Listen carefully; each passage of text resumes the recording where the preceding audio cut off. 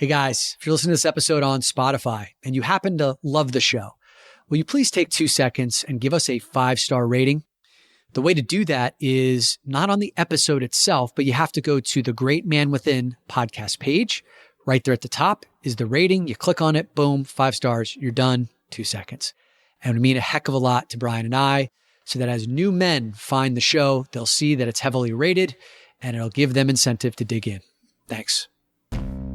Hey, this is Dominic, and this is your home for the cutting-edge conversations on optimizing your personal performance, lighting up your sex life, and living a purpose-driven life of your own design. These are the topics that Dominic and I have both struggled with in our own lives and still don't always get right. This is Brian. Welcome to the Great Man Podcast. So, buddy, before the show, you were asking me when the last time we had a conversation about porn on this podcast. And I was like, oh man, we had one recently, didn't we? Couldn't have been more than a few months ago. Do you want to take a guess when the last time an episode aired on this podcast about porn?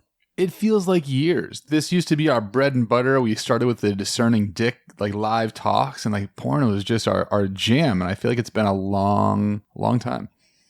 You're correct.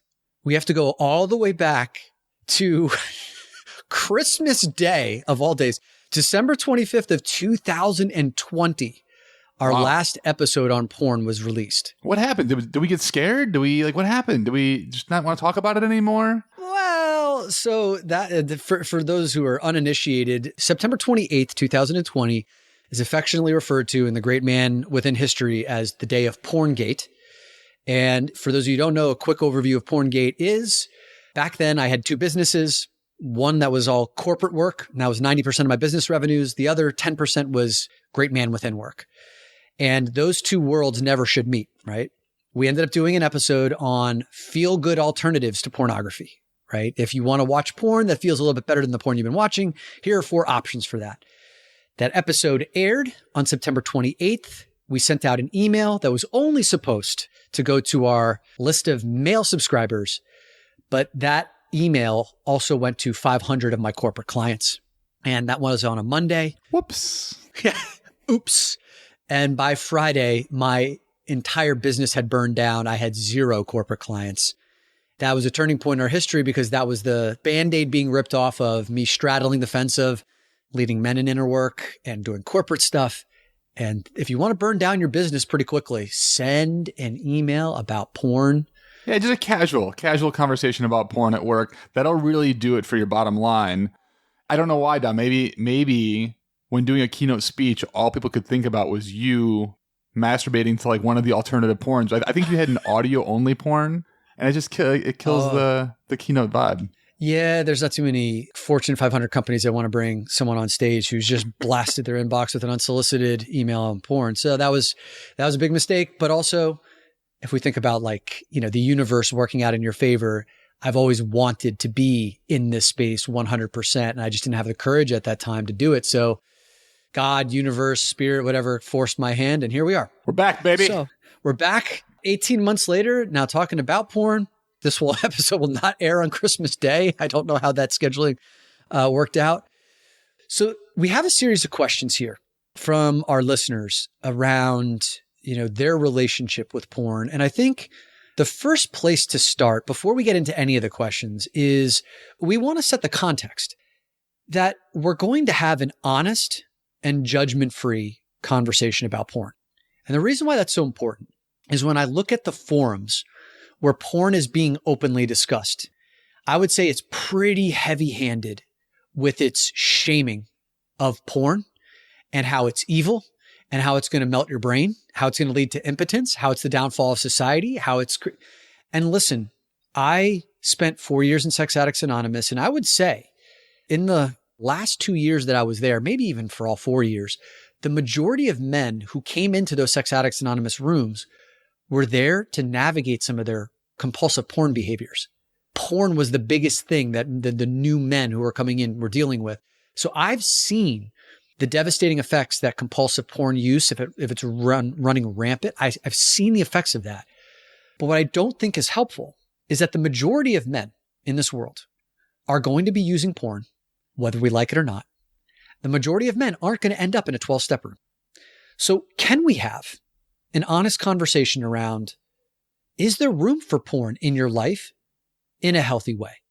And Brad, maybe that is the first question that we ask is, and I'll pose it to you. Question number one here, is there a possibility, is there a potential to have porn in an integrated, healthy sex life? It comes down to just like one really simple question, which is like, how aware are we of what we're doing? And I know for years in my life, it was as if I was drinking water. Like I would just go to the source, I would drink the water, watch the porn, and then move on with life. And what I was very unaware of is all of the both physical, emotional, and creative outlets that I was throwing away. So I think the conversation I'd love to have here is like, yeah, I think there is, but what does it look like? And what is it that we need to be aware of? One of the things you said before we started recording that really, I think, kind of hits the nail on the head is, I truly believe there is no way that porn can play a healthy role in your sex life if it's unconscious. Because, and here's what I mean by that.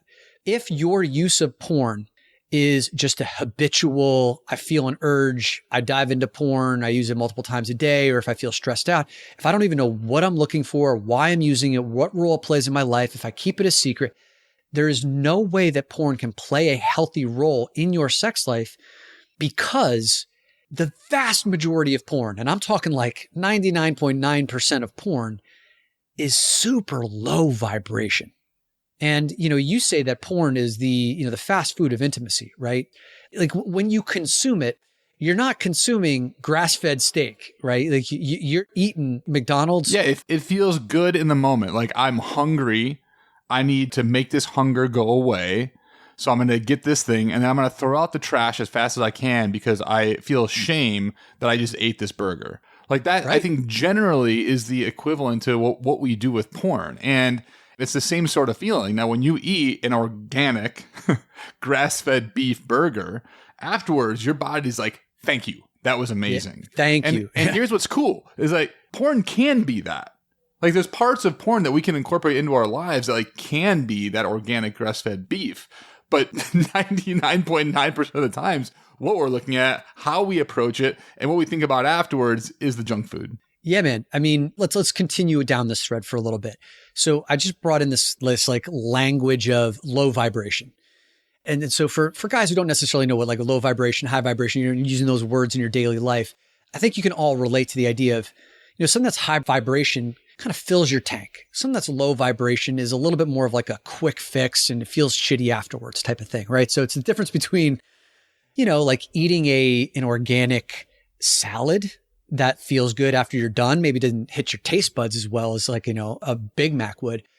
And then the difference between that and like a truck stop buffet where, yeah, maybe you'll feel full afterwards, but suffering indigestion. And if we think about the different forms of pornography, I'm a 43-year-old guy. I grew up where Playboy was kind of like the thing that you had access to. If you think about the difference between that and the porn aggregators today, those sites like Pornhub and Xvideos, RedTube, if that's still around, where they aggregate all this porn.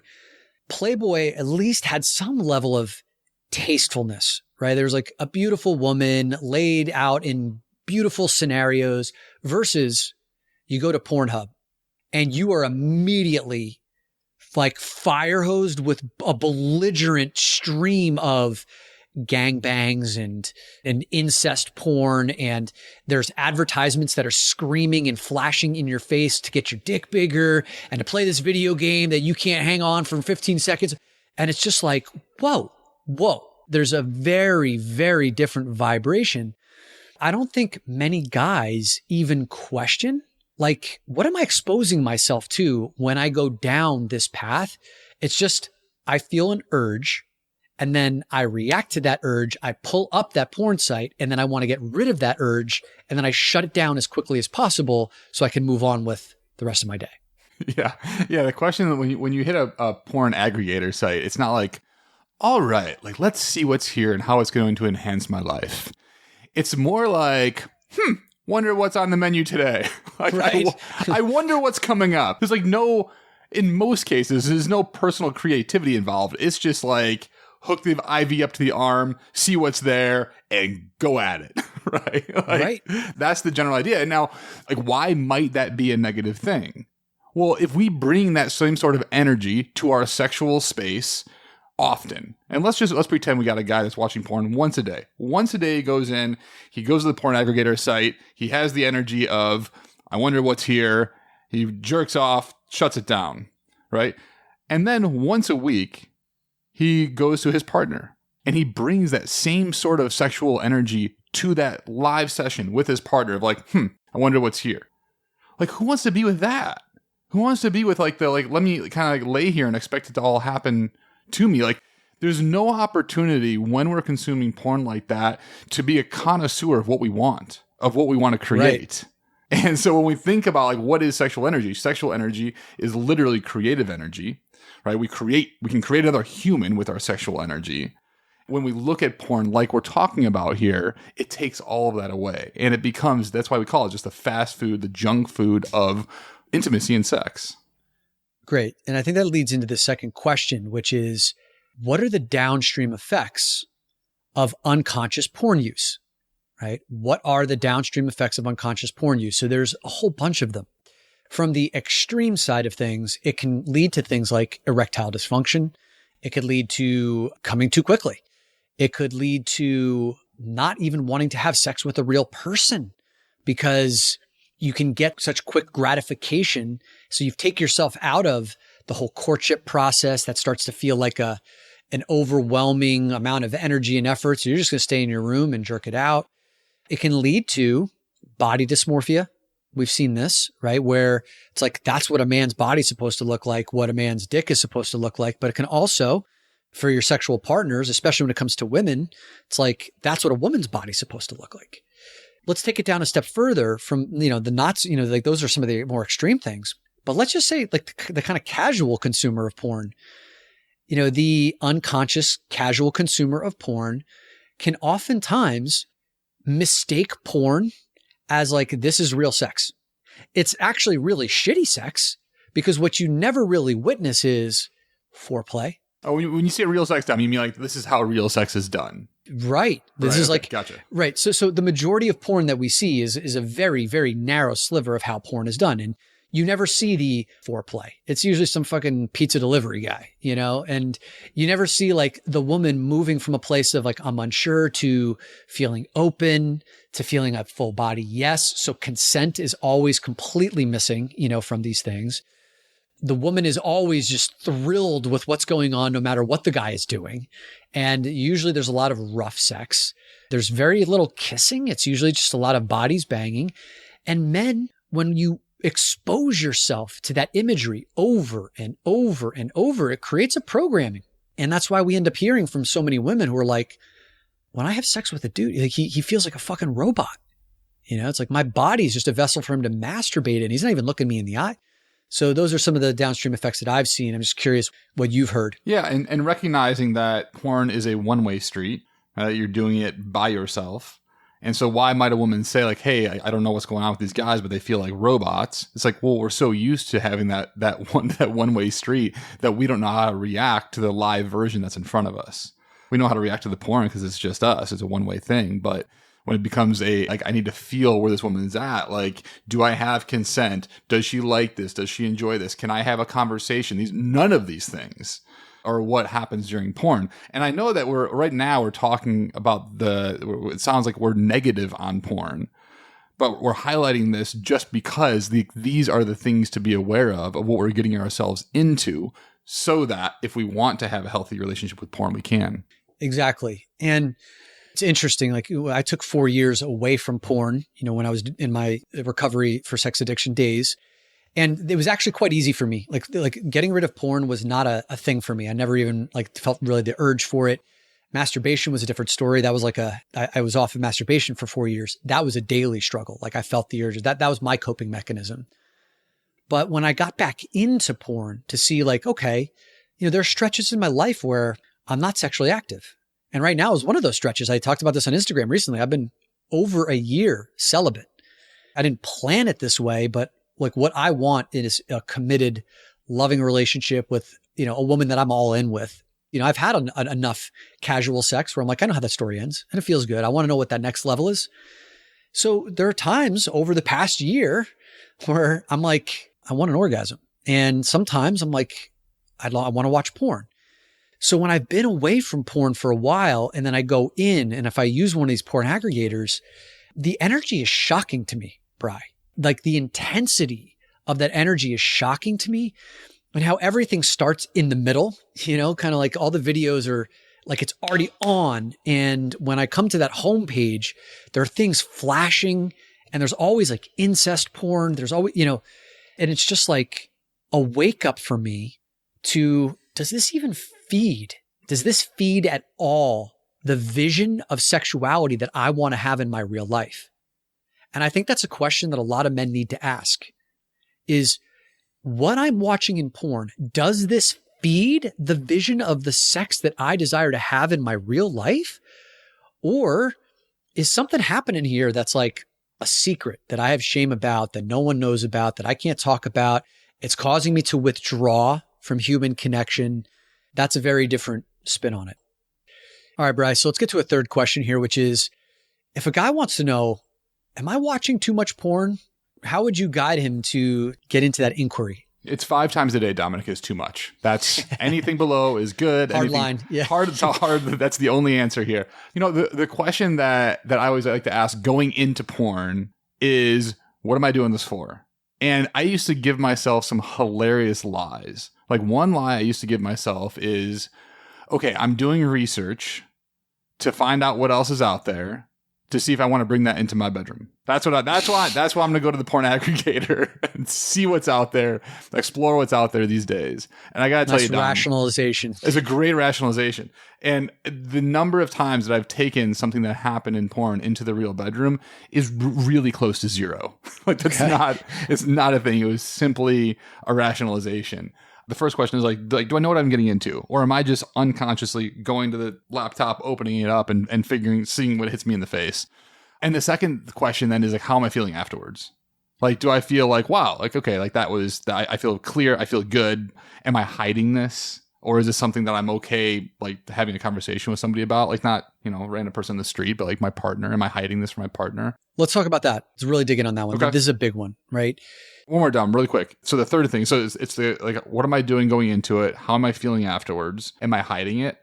On the feeling afterwards, it's like energy wise, how am I feeling? Like when I have a sexual experience with my partner afterwards, I'm feeling pretty like ready to go, like pretty like refreshed, even clear.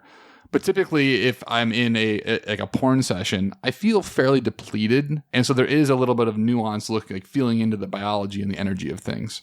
Yeah, I think that's what a lot of guys don't understand is porn and masturbation are typically, for a lot of men, are mechanisms to numb out the feelings and the emotions inside that they don't know how to deal with or that are uncomfortable. That was certainly what led me on my path to, Sex Addicts Anonymous. Was anytime I felt a feeling come up that I couldn't handle, like boredom, anxiety, loneliness, fear, frustration, anger, resentment, jealousy, the greatest way to get rid of those things was a quick jerk session. And it works magically. The problem is we don't know we're always doing that.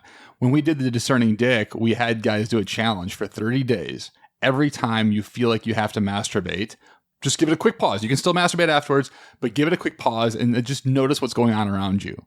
When I did that, I noticed that whenever I wanted to write an email, or whenever I had to write an email that I didn't want to write and I felt the anxiety pop up, I magically got a boner. Yeah. Yeah. How that happens, don't know, but I did notice that was going on. So that was also my coping mechanism for getting rid of that anxiety and moving on with life. Yeah, the boner comes up because it's like, look at me, distract you, get that energy, add that tension out of me. One of the things that I used to say this quite often, but I haven't said this in a while. Guys, relief is not exactly the same thing as pleasure, right? Like relief is not exactly the same thing as pleasure. And I think a lot of guys, because we got a lot of questions from men, when we were talking about doing this episode, it's like, but I really seem to enjoy porn. Like it feels really good for me. Well, of course it feels good because you're alleviating yourself from all the discomfort that's going on inside of you. Most men are not emotionally fluent, right? And we talk about the stages of emotional fluency are the ability to feel a feeling, the ability to name that feeling. Here's what I am feeling, and the ability to be with that feeling, without reacting to it. Like feeling anger without punching a hole in the wall, feeling fear without jerking off, and then being able to express that feeling. That's a whole other, ninja level for most guys. And so what do men do? I feel this thing. I need to get it out of me. I jerk it off. It feels good. Now I'm centered. Now I'm focused. Now I can do my work. Yes, but that's what I have found in my life, that's a really lower level form of operating. And I've said this story many times on the podcast. When I went through my 11-month period of celibacy during Sex Addicts Anonymous, at the same time where I was off of porn, at the same time I was off of masturbation, those 11 months, that sexual energy that stayed inside of me, I started thinking about building a new business, leaving a 15-year corporate career. Normally those ideas would have gotten me so scared that I would have jerked them off. And then I'd just been like, that's a cool dream. Now that energy was inside of me, I was like, well, I got to do something with it. So I fucking built something with it. And I truly believe on some level, I would never have ended up in this space talking to you right now if I didn't go through that. So I think it's a really important thing to understand is the energy exchanges that you are making with respect to your use of porn. I think if I was to sum up, love what you said, Dominic. If I was to sum it up really quick, it's just don't jerk off your fear. Yeah. That's or any other emotion that might come up. That one happens to come up a lot. Yeah. And be aware. An awareness practice for you guys. The next time you feel the urge to jump into porn, pause and kind of look at the events that precipitated that urge, right? Maybe someone pissed you off. Maybe there was some fear that came up. Maybe you didn't get a lot of sleep. Maybe you're hungover. Look at the things that precipitated that need to dive into porn. Maybe you're not getting sex from your partner. Once you start becoming aware of this, then you'll start to see, am I actually using porn as a mechanism for healthy sexual vibrancy, or am I really using it as an escape? And I would say 95% of the time it's escape. Yeah, that's the relief part of it, right? What you're talking about now is the pleasure part. Like, am I really looking for pleasure? And I can tell you that sessions of seeking pleasure are very different intrinsically than seeking relief, because seeking relief is usually really fast and feels a bit shameful afterwards. But seeking pleasure, they tend to last a little longer. They tend to be a little more creative. They tend to be a little more directed. That's a great point, man. It's kind of like what's the time frame? Have you indulged in it? You take in 20 minutes, 30 minutes. One of the things that we hear from a lot of guys is, I come too quickly in real life sexual situations because you play like you practice, right? And that's a big one that we've talked about in the past is, hey, if your practice sessions are all, oh my God, and you jerk one off in 90 seconds and you're done, what do you think is going to happen? Yeah. When you're with a real life human being, is like that tornado of energy is going to flow right through you. You're going to pop off real quick and it's going to be over. You're going to be embarrassed. Your partner's going to be underwhelmed. And that's why. That was another amazing lie I used to tell myself is that I'm going to do porn, jerk off so that I'm ready to actually have sex and be ready in the bedroom because then I'm going to have more stamina. The loaded gun. The old loaded gun fallacy does not work that way. Whenever I did that, inevitably I would have less control and a lot less energy for those real in life sessions. Let's talk about the loaded gun thing. Because I certainly know that at one point in my life, when I was a teenager in a young 20s where that sexual energy is really flying through you, like the loaded gun thing and not going out with a loaded gun in certain circumstances felt like it helped. But here's the thing that I want to talk about from kind of being through the spectrum of the sexual energy. You have a choice with the loaded gun to say, you know what, this is too much energy for me to handle, and I'm going to get rid of this energy. The other way of taking it is saying, I've got all this energy, and that's fucking powerful. This is life force energy. This is the energy that makes me magnetic. This is the energy that gives me like a, vibrancy, that vitality. Why don't I build my fucking capacity to hang on to that energy? And what that means is when you are jerking off, can you bring yourself to the edge and then back off, right? Edging, that practice of, can I circulate that energy, feel it fully, and then when I'm at that edge, take a pause, bring it back down, and then go to that edge again, and then go to that edge again. That is the thing that I learned how to practice because there was a tidal wave of energy that was through me. And once I learned how to do that, then when I was with partners, my breathing could circulate the energy. I could pause when I got to the edge. and I could go for longer extended periods of time. And my partner felt like, this is amazing. Like there's so much joy, so much pleasure. So when you guys get to that crossroads of the loaded gun, you could take the low road of let me get this out, or you could take the high road of playing the long game. You've got king energy inside of you. Learn how to build the capacity to hold it.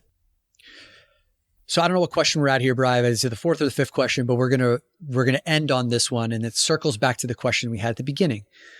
Can porn play a healthy relationship in your sex life?